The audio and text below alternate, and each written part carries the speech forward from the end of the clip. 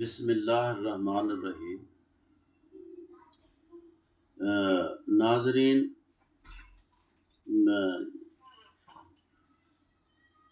آپ نے بھی علماء دین سے اور یہ آپ نے اکثر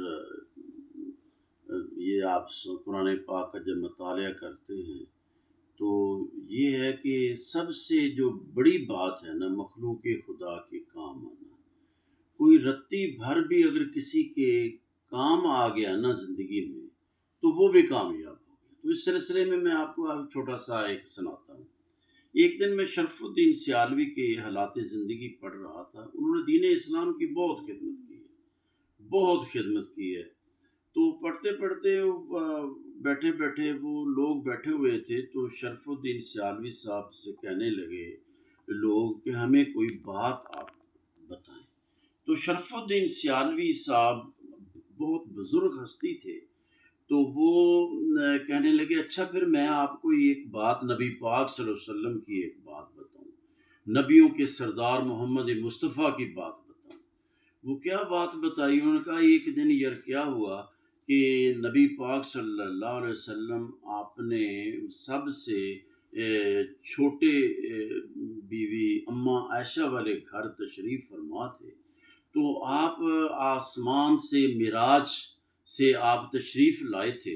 وہ چند دن ہوئے تھے تشریف لائے تھے، تو وہ اماں عائشہ سے فرما رہے تھے کہ زمین آسمان کے مالک اللہ کی شانیں بیان کر رہے تھے۔ تو بڑے خوش تھے، کہنے لگے عائشہ مانگ جو منگنا۔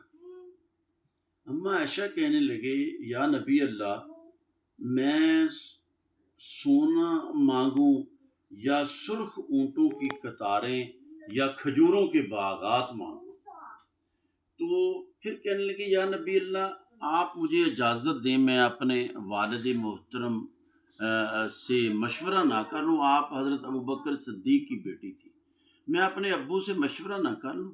نبی پاک نے فرمایا ٹھیک ہے عائشہ، تو اپنے ابو سے مشورہ کر لیں، پھر مانگ لینا جو مانگنا ہے، سونا مانگنا ہے یا چاندی مانگنی ہے یا جو بھی آپ نے مانگنا ہے مانگ لینا۔ تو بھاگی حضرت ابوبکر صدیق کے پاس گئی، اپنے ابو کے پاس جا کر کہنے کی نبی پاک نے کہا مانگ جو منگنا، مینوں سمجھ نہیں آندی میں کی منگا، سونا منگا ابو کی چاندی منگا؟ یا ابو کہنے لگے نہ بیٹی تو نہ سونا مانگتے نہ چاندی مانگ۔ نبی پاک صلی اللہ علیہ وسلم معراج تو آئے نے تے 5 نمازاں دا تحفہ لے آئے تے اللہ پاک دے کولوں اتھے اتنا وقت گزار کے آئے تے اللہ مینوں دسیا نبی پاک نے کہ اللہ پاک نے مینوں بڑیاں راز دیاں گلاں دسیاں تے نال کہتے راز دنیا تے جا کے کسی نوں دسنے نہیں، تے میری پیاری بیٹی ارے ہو نالے متھا چومیا اماں عائشہ دا اپنی بیٹی دا، تے نالے کہندے جا کے نبی پاک نو کہہ دے وہ جڑے نا دسن والے راز آ نا، اللہ نے انیاں راز دیاں گلاں دسیاں تے دنیا تے جا کے نہیں دسنے، ایک راز منگ لا۔ دوڑیاں واپس آ گئیاں تے نبی پاک نو فرمان لگیاں ابو کہندے بھی تسی معراج تے گئے تے اللہ نے بڑیاں راز دیاں گلاں دسیاں، نا دسن دا حکم آ تے نا دسن والے راز جڑے آ انہاں وچوں ایک راز پھر عطا کرو، تسی خود ہی کیا مانگ جو منگنا۔ نبی پاک خاموش ہو گئے۔ ایک جناب مطلب فوری جبرائیل علیہ السلام تشریف لے آئے، کہنے لگے جلدی کرو یا نبی اللہ، جلدی اللہ دا پیغام لے کے آیا، ایک راز نہ دسن والے رازاں چوں ایک راز عطا کر دیا۔ نبی پاک خوش ہو کے کہنا عائشہ پھر وہ ایک راز اے بھی سی کہ اگر ایک مسلمان ایک کلمہ گو دوسرے کلمہ گو مسلمان بھائی دے رتی پر بھی اگر کم آ گیا، ایون وہ کانٹا چب گیا ایداں وہ کانٹا کھچ دیتا تے وہ بھی جنتی ہو گیا۔